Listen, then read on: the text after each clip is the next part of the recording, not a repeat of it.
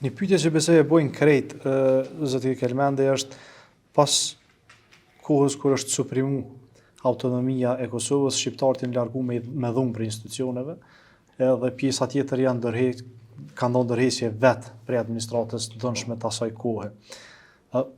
Nëse ju jeni pranu në vitin 86, pse ju keni vazhdu me punu pas vitit 89, pra, deri në vitin 99? Shqiqoni, pse kam vazhdu me punu pak a shumë e shpjegova dhe pak me deklaratën time të mahershme, por nuk ishte dëshire ime.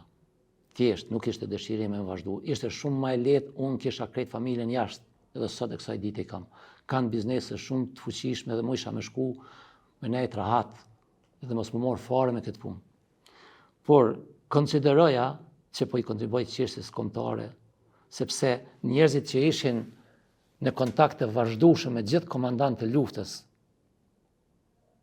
Këtë rast, zoti Aqif Molliçi, së bashku me shpresën, bashkëshortën e tij, së bashku me vllain e tij Hakiun, dhe unë kisha bindjen shumë të fuqishme që me këtë veprim timin, me këtë qëndrim, në këtë gjykat, do t'i kontriboj çështjes kombëtare, ka qenë me shumë rrezik. Me i marrë dosjet ku ishin përfshi shqiptarë dhe komandantë e ushtrisë shqiptare të Kosovës me i nxjerr prej gjykatës edhe me i publiku për media nuk ishte lehtë, ishte me rreziqe. Ka pas raste kur unë edhe arhivin e gjykatës e kam thy, i kam marrë dosjet, i kam qit jashtë.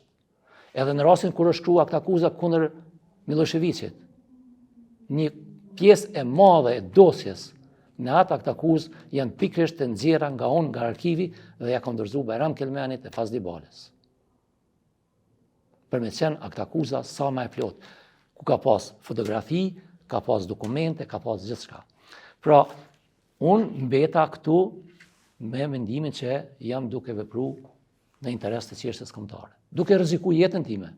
Por në pyetja që e bojnë qytetarët është pas vitit 89, me njëherë kur keni vazhdu, cilat janë konë motivet, edhe a ka pas dika ndonjë urë tjetër të bashkëpunimit që ju me vazhdu punën, apo është dashur edhe ju me hek dorë, sikurse që kanë hek shumica e shqiptarëve në atë kohë, që nuk e kanë vazhdu, domethënë 89, 90, mas shumë të 99, e kanë lënë punën krejt. Faleminderit shumë për pyetjen se pse ju e keni vazhdu punën në atë kohë? Po, pikërisht edhe kjo është një pyetje shumë e mirë. Ju thash që qëndrimet e subjekteve politike të Këshillit për mbrojtjen e lirive të drejta të njerëzit që neve na u kanë bardh përmes njerëzve që kanë qenë atëherë udhëhec të këtyre sidomos të Këshillit për mbrojtjen e lirive dhe drejta të njerëzit. Ishte qëndrimi që jo vetëm punëtorë shqiptar me met në punë e me vazhdu punën, por edhe gjyqtarët dhe prokurorët shqiptar me apliku në kuvendin e Serbisë.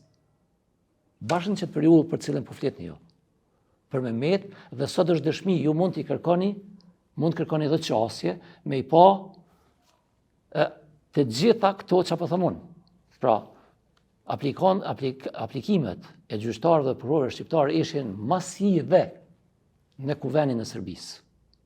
Sepse interesi, si pas vlerësimeve të asaj kohe, ishte që në gjykatën, jo vetëm gjykatën e qartë, por në gjitha gjykatat, me pas sa më shumë gjyqtar shqiptar, prokuror shqiptar dhe punëtor shqiptar. Kjo ka qenë arsyeja pse unë kam mbet në punë dhe kam vazhdu punë. Ishte një koincidencë aty që koha e dhënies së dëshmisë me takimin e ftuar nga ana e Këshillit ishin në orar të njëjtë, çfarë ndërlidhje kanë këto?